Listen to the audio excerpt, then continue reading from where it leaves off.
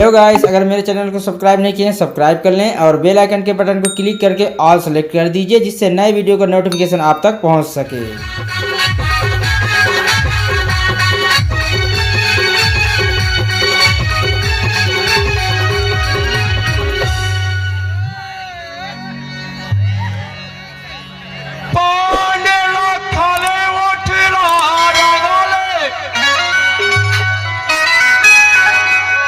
अभी है तुर चढ़ती जवानी हो, फिर उम्र ढल जाएगी पगनी,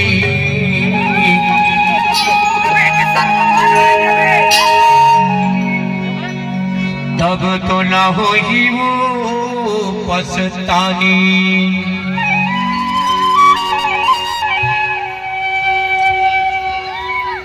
जब समर पकड़ के गली में रिंग था, हाँ। तो रे लाचा बोर के कांटा में अरज जथी, हाँ अरज जथीगा, तो जल्दी जल्दी छूटा नहीं ना।